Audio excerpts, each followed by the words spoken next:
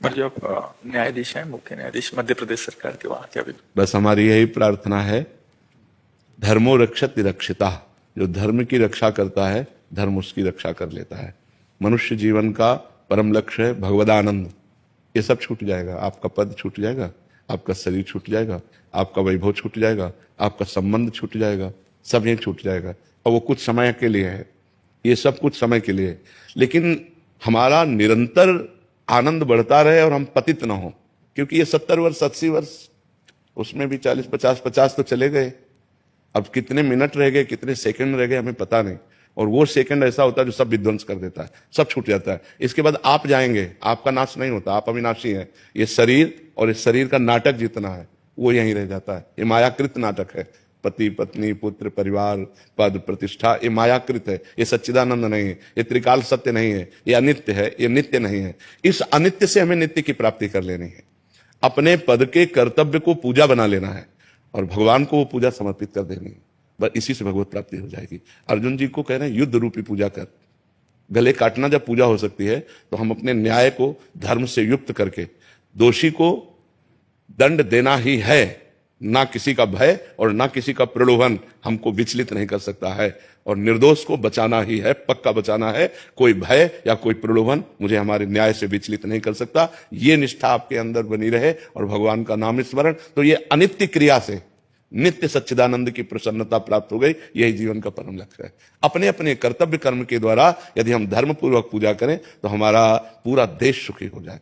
आज जहां हम अपने कर्तव्य से चित होकर भय या प्रलोभन के वशीभूत हो जाते हैं, वहीं हमारी हानि हो जाती है, वहीं हमें अशांति प्राप्त होती है, वहीं हमारे द्वारा ऐसे कृत्य हो जाते हैं जिससे हमारे समाज को पीड़ा पहुंचती है। ये समाज से भगवत स्वरूप है। हमें अपने अपने अधिकार के अनुसार सेवा करने के लिए भगवान ने ये पद दिए हैं। तो बहुत निर्भय होकर और निर्लोभी बन करके अपने पद का पालन करो, यही भगवान की पूजा हो जाएगी। इसी से भगवान प्रसन्न हो जाएंगे। और भगवान प्रसन्न हो गए तो सर्वमंगल।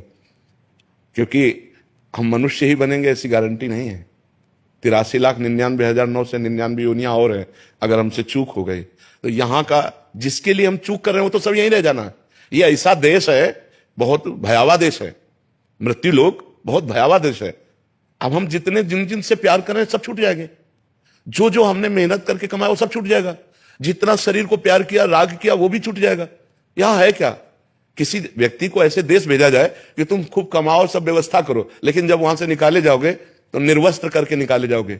तो कैसा भयावह देश है। ये शरीर रूपी वस्त्र भी छीन लिया जाता है, यहीं आग लगा दी जाती है। कुछ नहीं, केवल कर्म हमारे साथ जाता है। इसलिए हम एक ऐसा कर्म करें, महान कर्म करें, जिससे हमें अगर जन्म मिले तो फिर मनुष्य देह मिले, और ऐसे हम कर्म करें जिससे भगवान प्राप्त हो जाए, हमारा आवागमन मिट जाए, ये जब संसार का दुख मिट जाए। ये अगर संसार में आवे तो हम महान बन करके आवे, कर्म बंधन से युक्त नहीं, ईश्वर के द्वारा प्रेरित उनके पार्षद बनकर आवे और जगत मंगल करे। ये होना चाहिए और इसी से हो जाएगा। कोई नई पूजा नहीं करनी। भगवान अगरबत्ती धूप बत्ती नहीं चाहते, भगवान तुम्हारी भावना चाहते हैं, वह दृढ़ निश्चय। अगर जैसे किसी निर्दोष को दंड विधान और उसका हृदय पीड़ित हो रहा है, अब वो जो कर्म बन रहा है, अब उससे बचना बड़ा भारी हो जाएगा।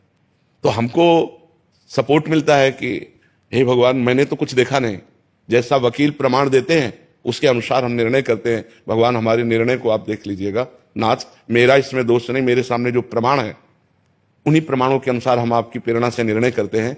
आप इसके जिम्मेदार हैं, हम जिम्मेदार नहीं। नाथ, अगर कहीं त्रुटि हो तो आप प्रेरणा करो और संभालो, तो हमारा जीवन निष्पाप होता चला जाएगा और हम महान भगवान को प्राप्त हो जाएंगे। सही मार्ग में चलने पर नारायण स्वामी नाम के एक महान जज हुए हैं, महान जज थे, और वो नारायण स्वामी हुए।